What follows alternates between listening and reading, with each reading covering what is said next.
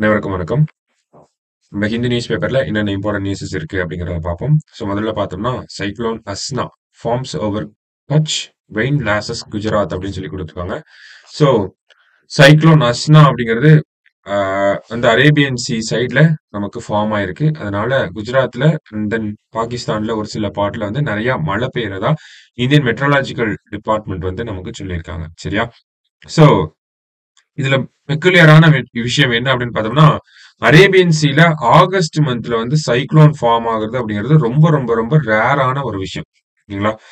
So இதுக்கு முன்னாடி எல்லாம் எப்ப ஃபார்ம் ஆயிருக்கு அப்படின்னு பார்த்தோம்னா நமக்கு 1964 தான் ஃபர்ஸ்ட் டைமா அரேபியன் சீல ஆகஸ்ட் மந்த்ல வந்து நமக்கு சைக்ளோன் ஃபார்ம் ஆனது.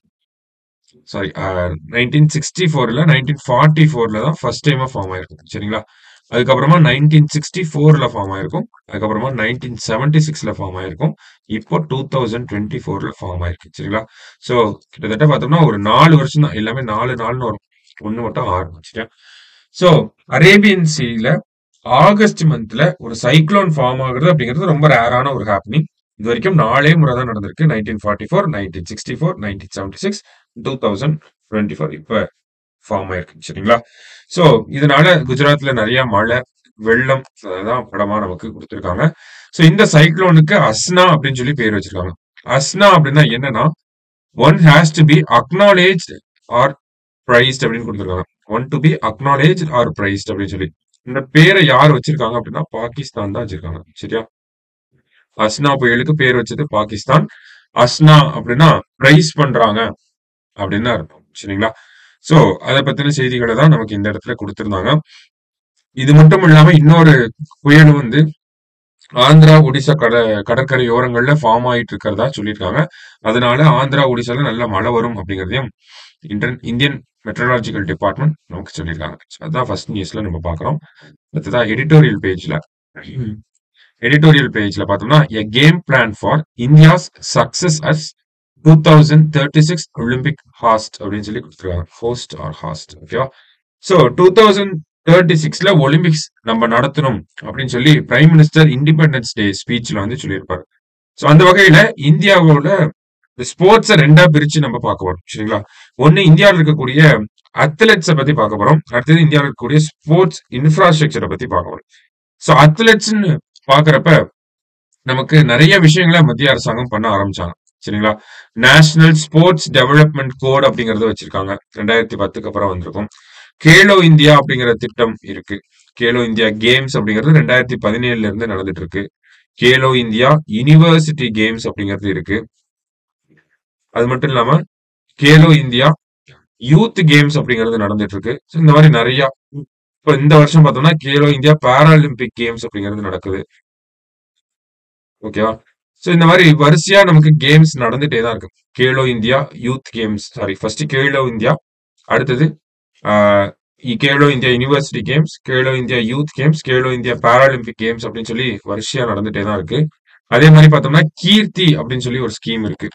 கீர்த்தி அப்படிங்கிற ஸ்கீம் பார்த்தோம்னா Khelo India rising talent identification programme அப்படின்னு சொல்றாங்க. Okay, Khelo India rising talent identification program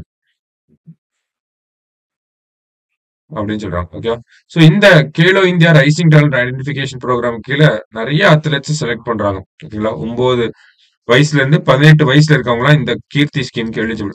இதுல டாப் பெர்ஃபார்மரை வந்து கவர்மெண்டே அவங்களுக்கு ஸ்பான்சர் கொடுத்து அவங்கள செலக்ட் பண்ணி அவங்க நல்லா ட்ரெயின் பண்றாங்க.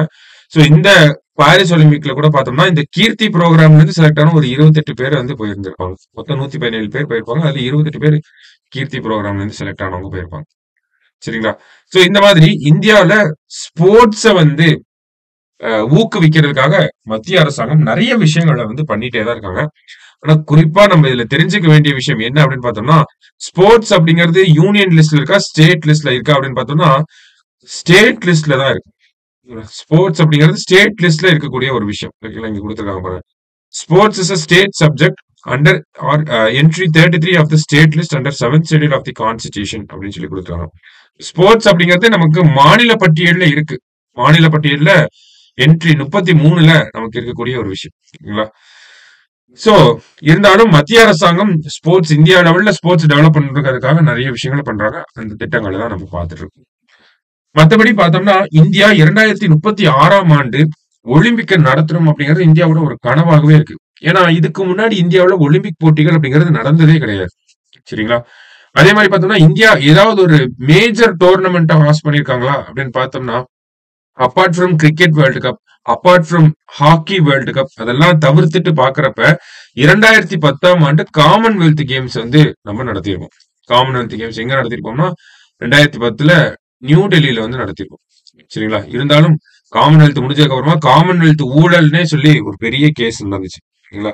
இப்ப இந்தியால ஒரே ஒரு காமன்வெல்த் கேம்ஸ் மட்டும் தான் நடத்திருக்கோம். அதுக்கப்புறமா பார்த்தோம்னா பெரிய லெவல்ல கேம்ஸ் அப்படிங்கிறது நடத்தினதுல இப்ப 2036 ஒலிம்பிக்கை நடத்தணும் அப்படின்னு சொல்லிட்டு இருக்கோம். இப்ப நிறைய இன்ஃப்ராஸ்ட்ரக்சர் டெவலப்மெண்ட் அப்படிங்கிறது தேவைப்படும். ஓகேங்களா? இன்ஃப்ராஸ்ட்ரக்சர் தான் ஒலிம்பிக்ஸ் நடத்துறதுக்கு தேவைப்படக்கூடிய முக்கியமான விஷயம். பாரிஸ்ல ஒலிம்பிக் நடந்துச்சு அப்படின்னு பார்த்தோம்னா பாரிஸ்ல அதுக்கு முன்னாடி ஒரு 3 டைம் ஒலிம்பிக் நடந்திருக்கு. ஓகேங்களா? 1900ல நடந்திருக்கு, 1924ல நடந்திருக்கு, 2024ல நடந்திருக்கு. 3 டைம் நடத்திட்டாங்க அவங்க. ஓகேவா? அதே மாதிரி பாரிஸ்ல இன்ஃப்ராஸ்ட்ரக்சர் அப்படிங்கிறது ஆல்ரெடி வெல் டெவலப்டு இன்ஃப்ராஸ்ட்ரக்சர் தான். அதனால அவங்க ஒலிம்பிக் போட்டிகளை நடத்தினப்ப பெரிய அளவுல அவங்களுக்கு எக்ஸ்பெண்டிச்சர் கேபிட்டல் எக்ஸ்பெண்டிச்சர் மூலதன செலவுகள் அப்படிங்கிறது அந்த அளவுக்கு ஆயிருக்காது. ஆனா இப்ப இந்தியா 2036 ஒலிம்பிக் நடத்தணும் அப்படின்னா ஏகப்பட்ட செலவுகள் பண்ண வேண்டியது இருக்கு. ஏகப்பட்ட இன்ஃப்ராஸ்ட்ரக்சரை டெவலப் பண்ணணும். ஏகப்பட்ட டூரிஸ்ட் வருவாங்க, ஏகப்பட்ட விளையாட்டு வீரர்கள் வருவாங்க. கிட்டத்தட்ட பார்த்தோம்னா இந்த வருஷம் ஒலிம்பிக்லயே 32 கேம்ஸ், அதுல 329 கேட்டகரி இருந்துச்சு. இத்தனை கேம்ஸ் நம்ம நடத்தணும், அந்த அளவுக்கு நம்ம கிட்ட இன்ஃப்ராஸ்ட்ரக்சர் கிடையாது உண்மையா சொல்லணும் அப்படின்னா. அப்ப அதை டெவலப் பண்ண ஆரம்பிக்கணும். இப்போல இருந்தே டெவலப் பண்ணாதான் இன்னும் ஒரு 12 வருஷத்துல நம்மளால ஒலிம்பிக் போட்டிகளை நடத்த முடியும். இருந்தாலும் அதுக்கு ஒலிம்பிக் போட்டிகளை நம்ம நடத்தணும் அப்படிங்கறத நம்ம சொல்லிட்டு இருக்கோம். இருந்தாலும் அதை செலக்ட் பண்றது யார், இந்தியா நடத்தலாம் அப்படின்னு முடிவு எடுக்கிறது யாருன்னா இன்டர்நேஷனல் ஒலிம்பிக் கமிட்டி. அவங்கதான் முடிவு எடுப்பாங்க. சோ அதுக்கு நிறைய ப்ராசஸ் இருக்கு. நம்ம வந்து பிட்டிங் பண்ணணும், எங்க கிட்ட இன்ஃப்ராஸ்ட்ரக்சர் இருக்கு அப்படிங்கறத காட்டணும் ஃபர்ஸ்ட். இந்த மாதிரி நிறைய ப்ராசஸ் இருக்கு. அதுக்கு ஒரு சில சஜஷன்ஸ் இந்த ஆர்டிகல்ல கொடுத்திருக்காங்க. என்ன அப்படின்னு பார்த்தோம்னா இந்தியாவிலே நல்லா ஒலிம்பிக் லெவல்ல இன்ஃப்ராஸ்ட்ரக்சர் வச்சிருக்கக்கூடிய ஒரு மாநிலம்னா அது தமிழ்நாடு தான் அப்படிங்கறத முதல்ல சொல்றாங்க. தமிழ்நாடு தான் குளோபல் ஸ்டாண்டர்ட்ஸ்ல இன்ஃப்ராஸ்ட்ரக்சரை வச்சிருக்கு அப்படின்னு சொல்றாங்க. பெரிய பெரிய ஸ்டேடியம் வச்சிருக்கோம், ஃபுட்பால் கிரவுண்ட் இருக்கு, அத்லெட்டிக் ட்ராக் இருக்கு, ஸ்விம்மிங் பூல் இருக்கு. இந்த மாதிரி நிறைய விஷயங்களை வந்து நம்ம வச்சிருக்கோம். நிறைய விஷயங்களை டெவலப் பண்ணவும் போறோம். இப்ப கூட சமீபத்துல பார்த்தோம்னா தமிழ்நாடு அரசாங்கம் குளோபல் ஸ்போர்ட்ஸ் சிட்டி அப்படிங்கறத உருவாக்க போறோம் அப்படிங்கறத சொல்லியிருந்தாங்க. எங்கன்னா சென்னைக்கு வெளியே, ஓகேங்களா, அவுட்டர் சென்னையில வந்து ஒரு குளோபல் ஸ்போர்ட்ஸ் சிட்டின்னு சொல்லி ஒலிம்பிக் தரத்துல ஒரு ஸ்போர்ட்ஸ் சிட்டியை உருவாக்க போறாங்க. ஓகேங்களா? ட்ரைனிங் சென்டர்ல இருந்து மெடிசின் சென்டர் வரைக்கும், ஓகேங்களா, அங்கேயே ட்ரீட்மெண்ட் எடுக்கிற அளவுக்கு ஒரு மல்டி பர்பஸா ஒரு குளோபல் ஸ்போர்ட்ஸ் சிட்டி அப்படிங்கறத உருவாக்க போறாங்க. அதே மாதிரி பார்த்தோம்னா சென்னையில கோவளம் பகுதிகளில் பார்த்தோம்னா நமக்கு இந்த சர்ஃபிங் இருக்கு இல்லையா, சர்ஃபிங் கேம்ஸ்லாம் வந்து இன்டர்நேஷனல் லெவல் கேம்ஸ்லாம் கூட இங்க நடந்துட்டு இருக்கு. பீச் வாலிபால் கேம்ஸ்லாம் இங்க நடந்துட்டு இருக்கு. அந்த மாதிரி மத்த மாநிலங்களை கம்பேர் பண்றப்ப தமிழ்நாடு பொறுத்த வரைக்கும் பார்த்தோம்னா கிட்டத்தட்ட ஒரு 390க்கும் மேற்பட்ட ஒலிம்பிக் ஸ்டாண்டர்ட்ல இருக்கக்கூடிய இன்ஃப்ராஸ்ட்ரக்சரை வந்து வச்சிருக்காங்க அப்படிங்கறத சொல்லியிருக்காங்க. நமக்கு அடுத்தபடியா பார்த்தோம்னா டெல்லி வராங்க. ஓகேங்களா? 161 இன்ஃப்ராஸ்ட்ரக்சரா வச்சிருக்காங்க. ஒரு கவுண்டா எடுத்து பாக்குறோம்னா அதுக்கப்புறமா ஒடிசா இருக்காங்க. ஒடிசாவை பொறுத்த வரைக்கும் 153 அப்படிங்கிற 3வது இடத்துல வராங்க. ஓகேவா? அப்ப இந்தியாவில் இருக்கக்கூடிய மாநிலங்களே எடுத்து பாக்குறப்ப தமிழ்நாடு குறிப்பா சென்னை பகுதிகளை பார்த்தோம்னா ஒலிம்பிக் போட்டிகள் நடத்துறதுக்கு நிறைய இன்ஃப்ராஸ்ட்ரக்சரை வச்சிருக்காங்க அப்படிங்கறத நம்மளால புரிஞ்சுக்க முடியுது. ஓகேங்களா? சோ இப்ப இந்தியா 2036 ஒலிம்பிக்க நடத்தணும் அப்படின்னு பிளான் பண்ணிட்டு இருக்காங்க. மத்திய அரசாங்கம் அதுக்கான முயற்சிகளை எடுத்துட்டு இருக்காங்க. அப்ப எடுக்கணும் நம்ம நடத்தணும் அப்படின்னு நினைச்சாங்கன்னா ஆல்ரெடி இருக்கக்கூடிய இன்ஃப்ராஸ்ட்ரக்சர் இருக்கக்கூடிய மாநிலத்துல கூடுதலா ஒரு சில இன்ஃப்ராஸ்ட்ரக்சரை வந்து கொண்டு வரது அப்படிங்கிறது பெருசா செலவுகளை ஏற்படுத்தாது.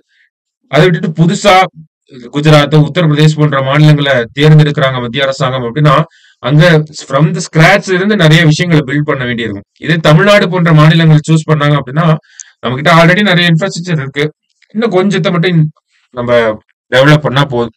சோ இந்த ஃபேக்டர்ஸ் எல்லாத்தையுமே கருத்தில் கொண்டு வந்து அதே மாதிரி தமிழ்நாடுக்கு டூரிஸ்ட் ஹேண்டில் பண்ணக்கூடிய கெப்பாசிட்டி அப்படிங்கிறது இருக்கு. நம்ம கேண்டிடேட்ஸ் செஸ் அப்படிங்கறத நடத்திருந்தோம். சாரி செஸ் ஒலிம்பியாட் அப்படிங்கறத நம்ம நடத்தியிருந்தோம். அது மாதிரி நிறைய போட்டிகளை நடத்தின அனுபவம் அப்படிங்கிறது தமிழக அரசாங்கத்துக்கும் இருக்கு. இப்ப தமிழகம் அப்படிங்கிறது, சென்னை அப்படிங்கிறது ஒரு ஒலிம்பிக் வெனியூவா மாறுறதுக்கு நிறைய வாய்ப்புகள் இருக்கு மத்திய அரசாங்கம் நினைச்சா அப்படிங்கறத இந்த ஆர்டிகிள்ல நமக்கு கொடுத்திருக்காங்க. சோ இதெல்லாம் பாக்குறப்ப நம்ம 2028ல ஃபர்ஸ்ட் எங்க ஒலிம்பிக் நடக்குதுன்னு தெரிஞ்சுக்கணும். லாஸ் ஏஞ்சல்ஸ்ல நடக்குது. 2032ல ஆஸ்திரேலியால இருக்கக்கூடிய பிரிஸ்பேன் அப்படிங்கிற சிட்டில நடக்க போகுது. சரிங்களா? 2036 ஒலிம்பிக் தான் இப்ப நம்ம கேட்டுட்டு இருக்கோம். பாப்போம் என்ன நடக்குது அப்படிங்கிறது. சரியா? சோ அடுத்ததா பார்த்தோம்னா பாராலிம்பிக் போட்டிகள் அப்படிங்கிறது நடந்துட்டு இருக்கு இல்லையா? சோ பாராலிம்பிக் போட்டிகள் பார்த்தோம்னா நமக்கு 84 இந்திய வீரர்கள் வந்து பங்கு பெறுறாங்க. பாரிஸ்ல நடந்துட்டு இருக்கு. சோ இதுல பார்த்தோம்னா நேத்து 4 பதக்கங்களை வின் பண்ணிருக்கோம். ஒரு கோல்டு, ஒரு சில்வர், ஒரு பிரான்ஸ், ஆக்சுவலி 2 பிரான்ஸ். ஓகேங்களா? சோ கோல்டு யார் வின் பண்ணிருக்காங்க அப்படின்னு பார்த்தோம்னா அவனி லேக்ரா. எந்த கேம்ஸ்ல அப்படின்னு பார்த்தோம்னா ஷூட்டிங்ல வந்து வின் பண்ணிருக்காங்க. இவங்க 2020 டோக்கியோ பாராலிம்பிக்ஸ்லயும் வந்து கோல்டு வின் பண்ணிருப்பாங்க. இதன் மூலியமா அடுத்தடுத்த ஒலிம்பிக் பாராலிம்பிக்கள்ல தங்கப்பதக்கம் வென்ற முதல் இந்தியர் அப்படிங்கிற பெருமைக்குரியவங்களா யார் இருக்காங்க அப்படின்னா அவானி லேக்ரா வந்து இருக்காங்க. அடுத்தது அதே பிரிவுல பிரான்ஸ் மெடல் வின் பண்ணிருக்காங்க. யார் அப்படின்னு பார்த்தோம்னா நமக்கு மோனா அகர்வால் அப்படிங்கிறவங்க பிரான்ஸ் மெடல் வந்து வின் பண்ணிருக்காங்க. சோ இது வந்து பெண்கள் ஷூட்டிங்ல. ஆண்கள் ஷூட்டிங்ல பார்த்தோம்னா நமக்கு மனிஷ் நார்வால் அப்படிங்கிறவர். மனிஷ் நார்வால் வந்து என்ன வின் பண்ணிருக்காருன்னா நமக்கு சில்வர் வந்து வின் பண்ணிருக்காரு. ஓகேங்களா? ஷூட்டிங்ல தான் அதுவும். அடுத்தது பிரீத்தி பால் இங்க கொடுத்திருக்காங்க இல்லையா? பிரீத்தி பால் வந்து ட்ராக் ஈவென்ட்ல வந்து ஒரு பிரான்ஸ் மெடல் வந்து வின் பண்ணிருக்காங்க. சோ போன டோக்கியோ பாராலிம்பிக்ஸ்ல பார்த்தோம்னா இந்தியா மொத்தம் 19 பதக்கங்களை வின் பண்ணிருந்துச்சு. இந்த தடவை அதோட அதிகமா வின் பண்ணுவாங்க அப்படிங்கிறது எதிர்பார்க்கப்படுது.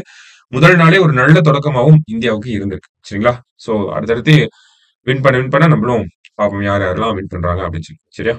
சோ இன்னைக்கு நியூஸ் பேப்பர்ல இருந்த முக்கியமான செய்திகளை நம்ம பார்த்திருக்கோம். மீண்டும் நாளை செய்தித்தாள் வாசிப்பில் சந்திக்கலாம். நன்றி.